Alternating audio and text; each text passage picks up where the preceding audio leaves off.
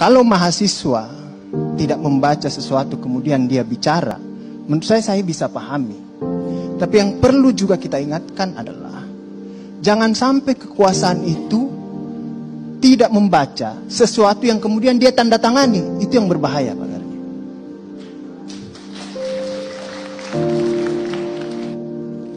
Dalam Undang-Undang Dasar 45 disebutkan bahwa tujuan negara itu adalah mencerdaskan kehidupan bangsa. Kenapa kita tulis tujuan negara itu mencerdaskan kehidupan bangsa? Karena kita percaya bahwa kalau bangsa ini cerdas, maka loadingnya negara ini tidak akan bekerja keras. Tidak perlu negara ini menciptakan tatanan sosial, tatanan equilibrium ketika negara itu mampu mencerdaskan kehidupan bangsanya. Apa itu cerdas bagi kehidupan bangsa? Dalam Undang-Undang Dasar disebutkan bahwa dia beriman, bertakwa, dan berakhlak mulia. Jadi kemudian Undang-Undang Dasar kita menginjeksi bahwa inilah sebenarnya tujuan negara yang harus kita prioritaskan. Itulah kemudian kenapa selama ini saya selalu mengingatkan supaya negara itu jangan menjauhi agama itu. Karena agama itu akan sangat membantu kerja negara dalam menciptakan, dalam mencapai fungsi dan menjalankan tugasnya. Seperti itu. Akhirnya apa? Akhirnya muncullah perdebatan-perdebatan kita tadi di sini. Di satu sisi juga muncul fenomena lain. Negara juga nampaknya paranoid juga terhadap konsekuensi dari negara demokratis yang kita bangun dalam Undang-Undang Dasar. Pasal-pasal yang sudah dimatikan oleh Mahkamah Konstitusi, kemudian dia muncul lagi menjadi pasal penyerangan terhadap martabat dan kehormatan presiden. Waktu Mahkamah Konstitusi ini memutuskan putusan ini, dia mengatakan, dia mengingatkan bahwa pasal ini warisan kolonial. Jangan lagi ada yang sama. Tidak hanya sampai di situ. Jangan lagi yang sama. Mirip sekalipun, jangan hidup lagi. Ada di putusan Mahkamah Konstitusi begitu. Mirip sekalipun jangan hidup lagi di situ. Kenapa pasal ini ada? Kenapa pasal ini diberangus oleh Mahkamah Konstitusi? Sebenarnya bukan untuk melindungi kita warga negara, bukan semata itu, tapi untuk memproteksi DPR dalam menjalankan kekuasaannya. Itu sebenarnya. Kenapa? Karena dalam dialog imajinernya ketika demokrasi itu muncul, maka ketika kita memunculkan, mengatakan bahwa kita akan membentuk demokrasi, tapi demokrasinya tidak langsung. Kita akan memilih wakil-wakil yang akan duduk di parlemen, tujuannya adalah mengontrol kekuasaan ini. Karena kekuasaan ini kekuasaan yang totaliter, otoriter, dia punya banyak segala macam kekuasaan. Dia punya senjata, dia punya penegak hukum, dia punya duit, semua dia punya.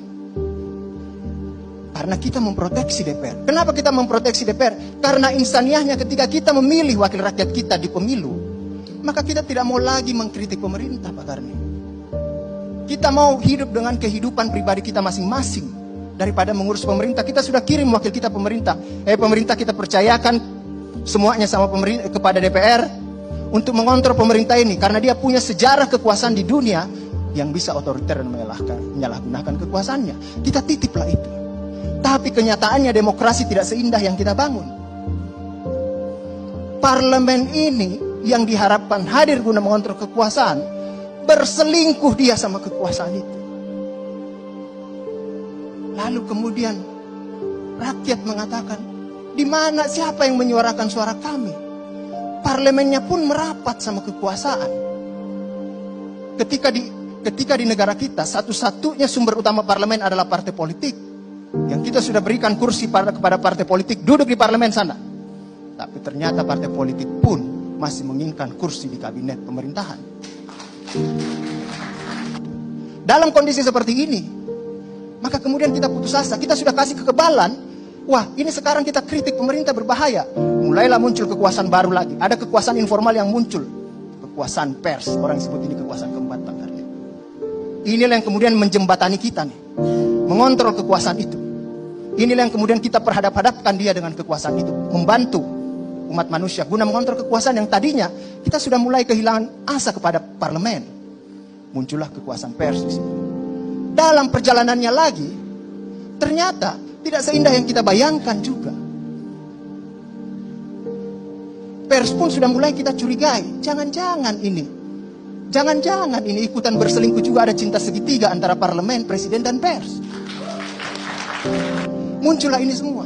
Makanya saya ingatkan, yang namanya kekuasaan itu, dia tidak akan pernah setia sama teman selingkuhnya. Dia hanya setia kemungkinan pada kapitalisme di belakangnya.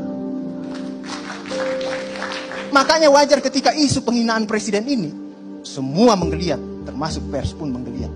Yang tadinya soal biasa memasang foto Pinocchio, mulai juga cemas semua pers terhadap ini semua. Inilah yang kemudian harus hati-hati.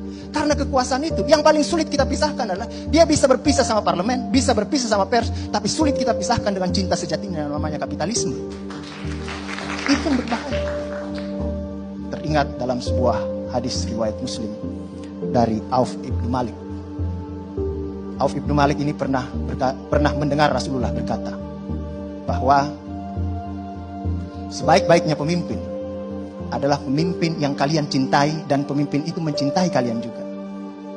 Pemimpin yang kalian doakan dan pemimpin itu mendoakan kalian juga. Seburuk-buruknya pemimpin adalah pemimpin yang kalian benci dan dia pun membenci kalian. Seburuk-buruknya pemimpin yang kalian laknat dan dia balas melaknat kalian. Lalu Auf ibnu Malik bertanya, bisakah kami memberontak? Rasulullah berkata, jangan. Selama dia mengerjakan sholat di antara kalian. Apa yang petik dari nilai ini? Bahwa tidak usah khawatir ketika pasal penghinaan martabat ini kita hilangkan, RUU KUHP ini disetujui, adalah tidak akan meruntuhkan martabat presiden selama presiden dalam menjalankan kekuasaannya kembali kepada nilai-nilai tauhid, nilai-nilai ketuhanannya. Karena dalam sumpah jabatannya dia akan menyebut, demi Allah saya bersumpah akan menjalankan kekuasaan saya seluruh-seluruhnya. Sekian Bang Karni, assalamualaikum warahmatullahi wabarakatuh.